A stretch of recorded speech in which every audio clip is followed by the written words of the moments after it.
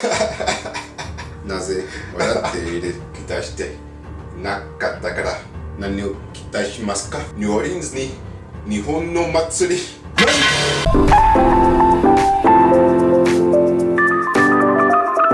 I like my kimono. I'm rocking it, huh? Look at that. Look at that. Look at. So I went to a Japanese festival here in New Orleans. That's right, you heard right.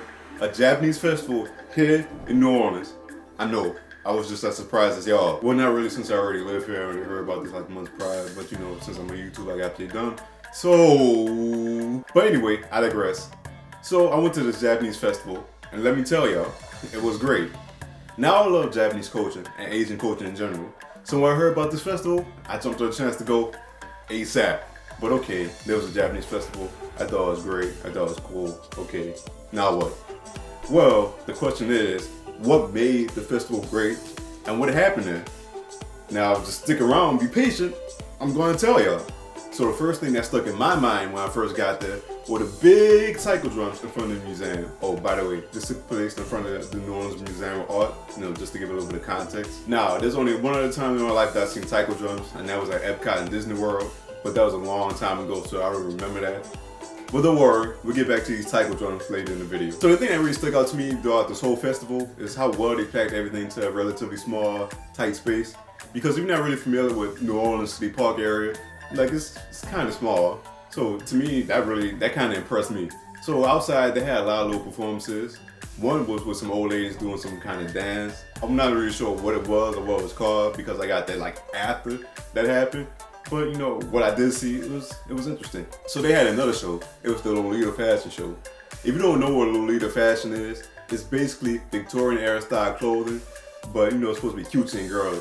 So they had this show, and it was kind of like a mini J-pop concert. To be honest with y'all, it was kind of cringy, but I could appreciate why they put it in there. It's part of the culture.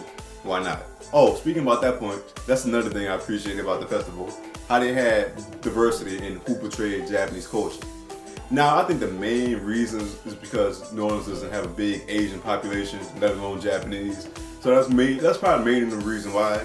But I like how it was diverse in that sense, that it wasn't just Japanese people portraying Japanese culture, which is nothing wrong with that. In retrospect, it probably would have been better.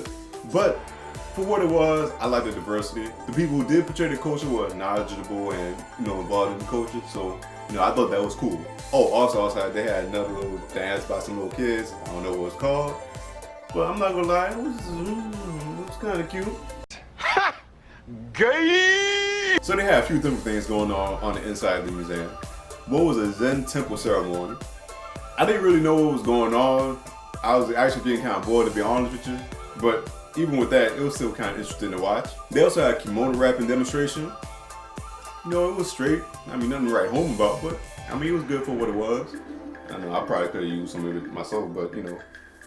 Oh well. There was also an Aikido demonstration. Now, if you don't know what Aikido is, it's basically one of the forms of Japanese martial arts. You know, I was vaguely familiar with it just because somebody I know does it.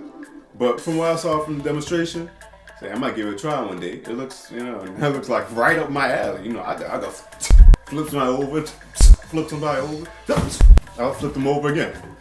But yeah, I could try it. Oh, also, I was a samurai for a couple minutes.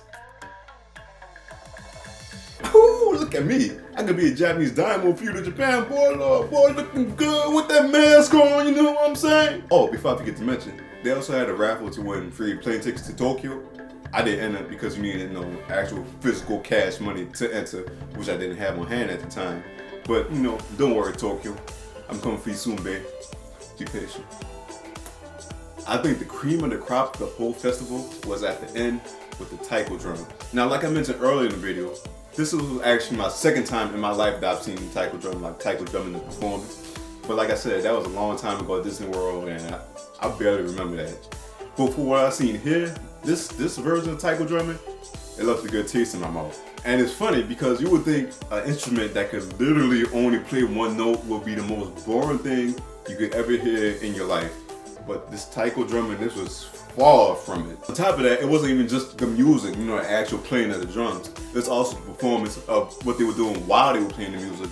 Like while they were playing, like they were switching out like right in the middle of like whatever they were playing. And that was just like, I'm like, wow, that's crazy. That takes a lot of coordination, a lot of you know, cooperation, a lot of everything. Like, so that was, you know, it was amazing. But really, me talking about the taiko drums is not doing it justice. I mean, if only y'all could see for yourselves, as long as they had something that I did, like taking video. Oh wait, I did take video. Silly me. Roll the clip, future me.